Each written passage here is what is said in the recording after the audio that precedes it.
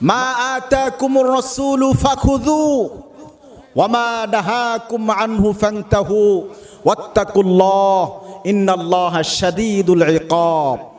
আমার প্রিয় ভাইয়েরা, রাসূল সাল্লাল্লাহু আলাইহি ওয়াসাল্লাম যা আমার আপনার জন্য নির্দেশ দিয়েছেন, পালন করার জন্য বলেছেন, এই বিষয়গুলোকে আমাকে আপনাকে ধরে রাখতে হবে, আমল করে বাস্তব রূপ দিতে হবে। রাসূল সাল্লাল্লাহু আলাইহি ওয়াসাল্লাম যা নিষেধ করেছেন তা থেকে দূরে থেকে বিরত থেকে আমাকে আপনাকে সাচ্চা মুমিন মুসলমান ইমানদার হিসেবে আল্লাহর কাছে পরিচিত করতে হবে। শুধুমাত্র নামে মাত্র মুসলিম হলে কিয়ামতের ময়দানে আমি আপনি জান্নাতের সুঘ্রাণ পাবো না। আর যদি আমরা কর্মে মুসলিম হতে পারি, আমার আপনার ঈমান আমল মজবুতি করতে পারি, কোরআন সুন্নাহ অনুযায়ী জীবনকে পরিচালনা করতে পারি, পরিবার পরিচালনা করতে পারি, রাষ্ট্রীয় সমাজ ব্যবস্থায় পরিচালনা করতে পারি, তাহলে কিয়ামতের ময়দানে জান্নাতি হওয়ার আশা আমি আপনি করতে পারি ইনশাআল্লাহ।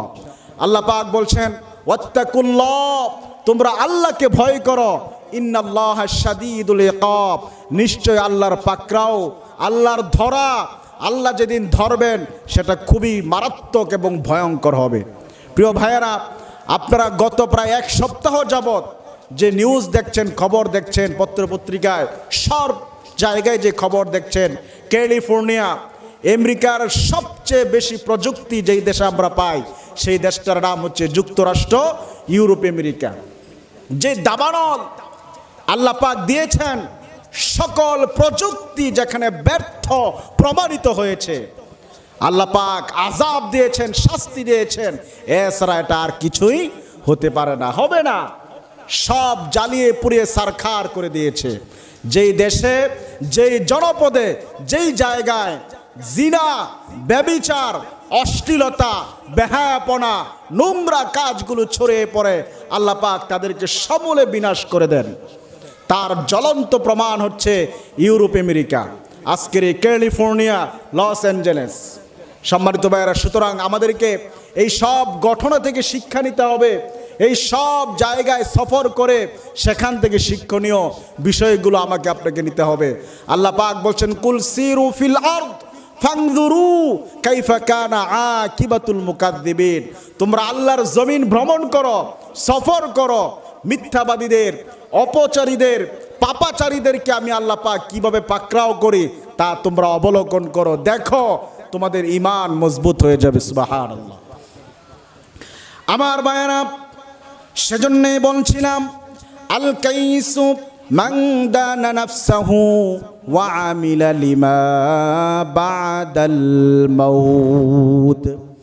বিশ্বনবী মুহাম্মদ সাল্লাল্লাহু আলাইহি ওয়াসাল্লাম বললেন, প্রকৃত বুদ্ধিমান তো তারা যারা দুনিয়ায় থাকা অবস্থায় কিয়ামতের জন্য, মৃত্যুর পরবর্তী জীবনের জন্য কিছু পুঁজি উপার্জন করে, অর্থাৎ ঈমান এবং আমলকে তারা বন্ধু বানায়। সুবহানাল্লাহ। সম্মানিত ভাইয়েরা, বিধর্মী অমুসলিম যারা আছে, হাজার কোটি টাকা দান করে তারা সমাজ সেবা করে, সমাজ কল্যাণমূলক কাজ করে, কিন্তু কিয়ামতের ময়দানে তারা এক ঘোষণায় জাহান্নামী হবে। কি হবে? এক ঘোষণায় জাহান্নামী হয়ে যাবে। তাদের এই কাজের কোনো প্রাপ্য সেদিন আর থাকবে না, কারণ তাদের এক নম্বর যে শর্ত, ঈমান নাই। কি নাই? ঈমান নাই। প্রথমেই তারা কি করলো? ফেল হয়ে গেল, প্রথমেই তারা শেষ। আর মুসলিম যারা আছে অত কিছু আমল করতে পারে নাই, কিছু কিছু আমল করেছে, শেষ পর্যায়ে যার সরিষা দানা পরিমাণ ঈমান রয়েছে সেও জান্নাতের মালিক হবে। সুবহানাল্লাহ। সুতরাং আল্লাহ রাব্বুল আলামিন এই সম্মান আমাদেরকে দিয়েছেন, এই মর্যাদা আল্লাহ পাক আমার আপনার জন্য রেখেছেন।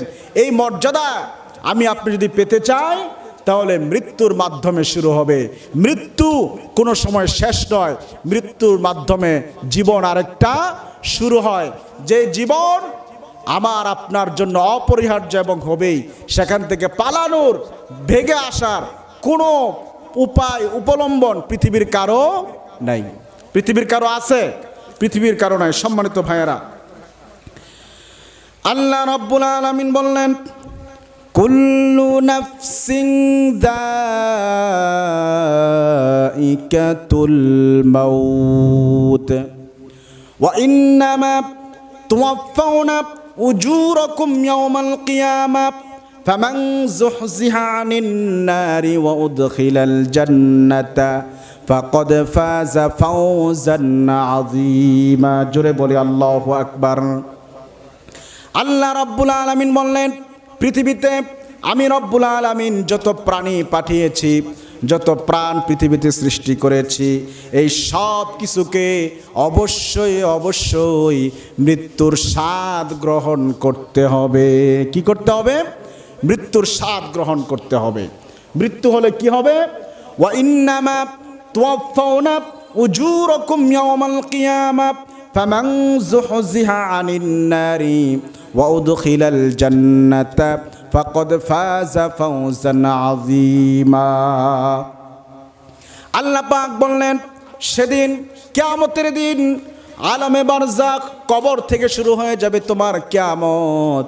সেই কিয়ামতের দিন সেই কবরে আল্লাহ রাব্বুল আলামিন তোমার কৃতকর্মের সব কিছু উপস্থাপন করে দিবেন। সব কিছু কি হবে? ওপেন হয়ে যাবে, প্রকাশ হয়ে যাবে। আল্লাহ পাক বলছেন, আমার ভাইয়েরা, ইকরা কিতাবাকা কাফা বিনাফসিকাল ইয়াওমা আলাইকা হাসিবা। আল্লাহ পাক বললেন, কিয়ামতের ময়দানে আল্লাহ সুবহানাহু ওয়া তাআলা মানুষকে যখন কিয়ামতের ময়দানে দাঁড় করিয়ে দিবে, আল্লাহ রাব্বুল আলামিন তাদের প্রত্যেকের হাতে আমলনামা ধরিয়ে দিবেন। কি দিবেন? আমলনামা ধরিয়ে দিবেন। আমলনামা যার সৎ হবে, আমলনামা যার সুন্দর হবে, আল্লাহ রাব্বুল আলামিন তাদের জন্য চিরস্থায়ী সুখের ঠিকানা, চিরস্থায়ী মুক্তির জায়গা জান্নাতি হিসাবে আল্লাহ পাক কবুল করে নেবেন। সুবহানাল্লাহ। আল্লাহ পাক বলবেন, ইকরা, তুমি পড়ো, কিতাবাকা, তোমাকে আমি রব্বুল আলামিন যেই কিতাব দিয়েছি, কাফা বিনাফসিকাল ইয়াওমা আলাইকা হাসিবা। আজকে এই কিতাব বোঝার জন্য, কিতাব পড়ার জন্য কোনো প্রাইভেট মাস্টারের দরকার হবে না, কোনো অন্য কোনো লোকের দরকার হবে না। তুমি তোমার কিতাব নিজে নিজে পড়বা এবং নিজে নিজে তা বুঝে নিবা। সুবহানাল্লাহ। কিয়ামতের ময়দানে যখন এই আমলনামা আমাকে আপনাকে দেওয়া হবে, আপনি যখন এই আমলনামা হাতে নিতে পারবো, আল্লাহ পাক হাতে দিয়ে দিবেন, তখন আল্লাহ পাক বলছেন, ইকরা, তুমি এখন পড়ো কিতাবাকা, তোমার কিতাব, তোমার লেখা, তোমার আমলগুলো পড়ো। কাফা বিনাফসিকাল ইয়াওমা আলাইকা হাসিবা। তুমি পড়ে তুমি নিজে সিদ্ধান্ত দাও, তুমি জান্নাতি না জাহান্নামী। মানুষ অঙ্ক না বুঝলে প্রাইভেট মাস্টার রাখে না, আবার ইংলিশ না বুঝলে প্রাইভেট মাস্টার রাখে কি রাখে না? কিয়ামতের দিন এই কিতাব বোঝার জন্য কোনো প্রাইভেট মাস্টার লাগবে না, সে নিজেই বুঝতে পারবে, সে নিজেই বুঝতে পারবে। যারা নেক আমল করেছে, সৎ আমল করেছে, আল্লাহর পথে জীবনকে উৎসর্গ করেছে, এই লোকগুলো ছোট্ট ছোট্ট নেক আমল বিশাল আকারে দেখতে পাবে। আল্লাহকে বলবে, আল্লাহ, এই নেক আমল তো আমি দুনিয়াতে করি নাই, এই নেক আমল আমি দুনিয়াতে করি নাই, তো আমার কাছে এত বড় আমল আসলো কিভাবে? রাসূল সাল্লাল্লাহু আলাইহি ওয়াসাল্লামের সেই হাদিস, আখলিস দীনাকা ইয়াকফিকাল আমালুল কলিল। তোমার ঈমান যদি ঠিক থাকে তাহলে অল্প আমল তোমার জন্য নাজাতের জন্য যথেষ্ট হয়ে যাবে। সুবহানাল্লাহ। সুতরাং সর্ব অবস্থায় আমাকে আপনাকে ঈমান মজবুতি রাখা, ঈমানকে সঠিক রাখা, ঈমানকে ঠিক রাখা, এই দায়িত্ব ছাড়া অন্য কোনো দায়িত্ব আমার আপনার নাই। ঈমান মজবুত রাখার জন্য, ঈমান সঠিক রাখার জন্য, তরুতাজা রাখার জন্য আল্লাহর কোরআন আমাদের সামনে আছে। কি আছে? আল্লাহর কোরআন আমার আপনার সামনে রয়েছে। আল্লাহ পাক বলছেন, ইন্নামাল মুমিনুনা আল্লাযীনা ইযা যুকিরাল্লাহু ওয়াজিলাত কুলুবুহুম ওয়া ইযা তুলিয়াত আলাইহিম আয়াতুহু যাদাতুহুম ঈমানা। এই কোরআন যখন পাঠ করবা, কোরআনের তেলাওয়াত যখন শুনবা, কোরআনের আলোচনা যখন শুনবা, আল্লাহ পাক তোমাদের ঈমানকে মজবুত করে দিবেন। কি করবেন? আল্লাহ ঈমান মজবুত করে দিবেন। মজবুত ঈমান আমাকে আপনাকে জাহান্নাম থেকে বাঁচাতে পারে, মজবুত ঈমান অন্যায় অপরাধ থেকে বাঁচাতে পারে, মজবুত ঈমান শীতের রাত্রে ও ফজরের নামাজে আমাকে আপনাকে শরীক করে দিতে পারে কি পারে না? শর্ত কি? ইমান মজবুত হতে হবে। কি হতে হবে?